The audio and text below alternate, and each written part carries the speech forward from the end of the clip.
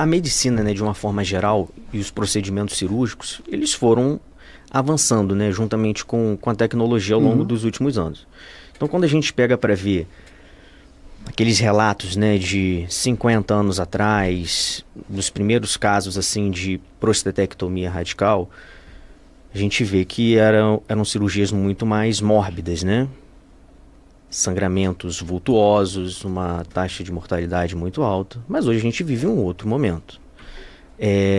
Atualmente, quando a gente fala de cirurgia para o câncer de próstata, a cirurgia consiste na retirada da próstata e das vesículas seminais, que a gente chama de prostatectomia radical.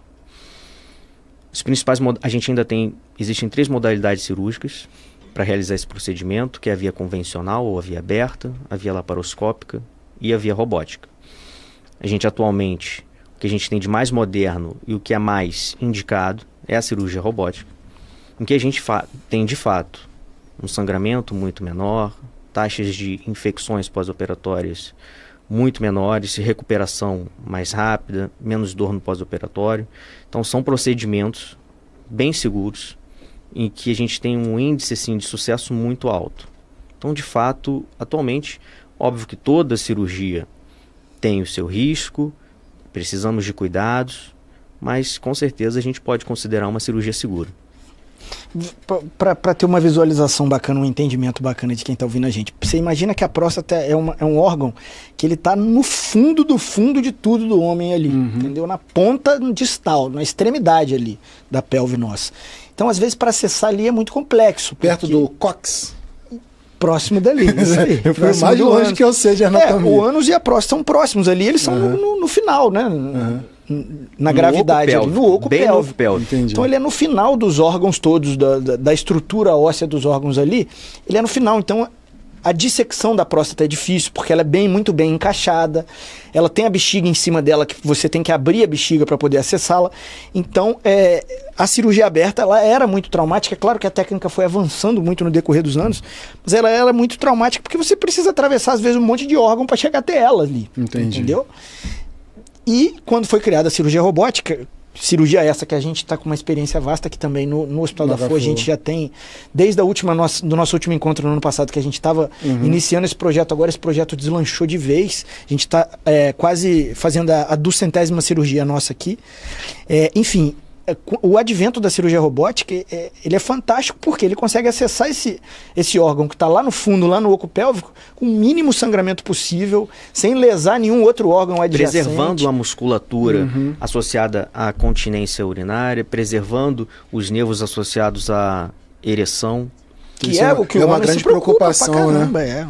O cara, muitos dos pacientes, eles já chegam falando, eles não querem nem saber do câncer, ele quer saber, se eu operar isso aí, eu vou ter ereção depois ou não.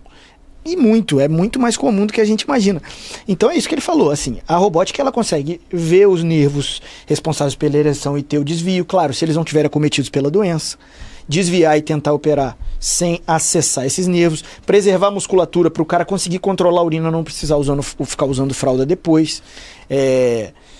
E outra, para o cirurgião, ele tem uma tranquilidade, uma facilidade de realizar essa cirurgia muito maior do que uma cirurgia que às vezes você leva 3, 4 horas em pé, numa posição ruim, começa a doer suas costas, você só quer que aquilo acabe, até no seu subconsciente. Na cirurgia robótica pode acontecer de durar esse tempo mais prolongado, mas você está no seu conforto, você tem uma visualização em terceira dimensão, você consegue virar a câmera para cima, para baixo. Então, uma infinidade de recursos na cirurgia robótica a gente consegue ter uma visualização em que no campo aberto nós não temos. Além disso, nós temos também o movimento das pinças, que a gente controla através do console robótico. O movimento da pinça, ela chega a ser maior do que o movimento do nosso próprio punho. Então, assim, a gente, de fato, tem também essa questão do conforto, a gente opera sentado, ajeitamos uma cadeira de acordo com a nossa coluna, cervical, lombar. Então, se a gente consegue entregar mais ali, a gente tem mais conforto, a gente entrega melhor para o paciente, um resultado melhor. Então, assim, a cirurgia robótica ela é enquadrada numa modalidade cirúrgica chamada cirurgia minimamente invasiva. Então, a ideia é essa. A gente consegue realizar o mesmo procedimento da técnica convencional, que é a retirada da próstata, só que entregando muito mais, invadindo menos o paciente. Então isso acaba trazendo resultados muito mais positivos. Mas muito mesmo. E assim, só complementando o que ele falou, na cirurgia, por exemplo, videolaparoscopia, que a gente vê muito vesícula, essas outras cirurgias que já acontece muito, a videolaparoscopia, ela tem 6 movimentos, que são os movimentos laterais, os movimentos superior e inferior, o movimento de profundidade para dentro e para fora, certo? A cirurgia robótica, ela já tem um advento que a gente chama de punho. Além disso, ele tem um movimento de rotação.